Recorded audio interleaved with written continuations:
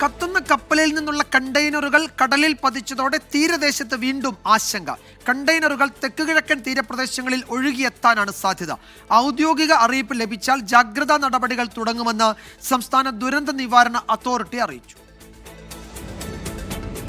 കേരള തീരത്ത് 3 ആഴ്ചക്കിടെ രണ്ടാമത്തെ കപ്പലപകടം. രാസവസ്തുക്കൾ അടങ്ങിയ നിരവധി കണ്ടെയ്നറുകളാണ് ഇത്തവണയും കടലിൽ പതിച്ചത്. കടൽ വെള്ളത്തിൽ കലർന്നാൽ ഗുരുതര പ്രശ്നങ്ങൾ ഉണ്ടാകാൻ സാധ്യതയുള്ള രാസവസ്തുക്കളാണ് കണ്ടെയ്നറുകളിൽ ഉള്ളതെന്നാണ് വിവരം.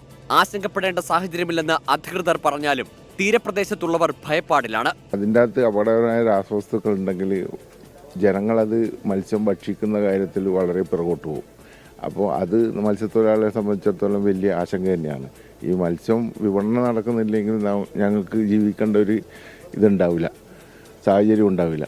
ഇപ്പം അത് ഗവൺമെൻറ് അത് എങ്ങനെ കൈകാര്യം ചെയ്യുന്നുള്ളത് ജനങ്ങൾക്ക് ബോധ്യപ്പെടുത്തി കൊടുത്താലേ മത്സ്യം ജനങ്ങൾ ഭക്ഷിക്കുകയും ചെയ്യും, അതുപോലെ അവരുടെ ആശങ്ക തീരുകയും ചെയ്യും. കണ്ടെയ്നറുകൾ കടലിൽ നിന്ന് തന്നെ വീണ്ടെടുക്കാനുള്ള ശ്രമം തുടരുന്നു. എന്നാൽ ആ ദൗത്യം അതീവ ദുഷ്കരവുമാണ്. കടലിൽ നിന്ന് വീണ്ടെടുക്കാൻ സാധിച്ചില്ലെങ്കിൽ തെക്ക് കിഴക്കൻ മേഖലയിലേക്ക് ഇവ ഒഴുകിയെത്തും. അതായത് എറണാകുളം, തൃശൂർ ജില്ലകളിലെ തീരപ്രദേശങ്ങളിൽ കണ്ടെയ്നറുകൾ കരയ്ക്കടിയാനാണ് സാധ്യത.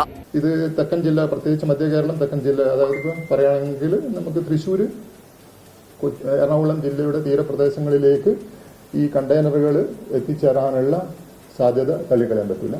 24 കണ്ണൂർ.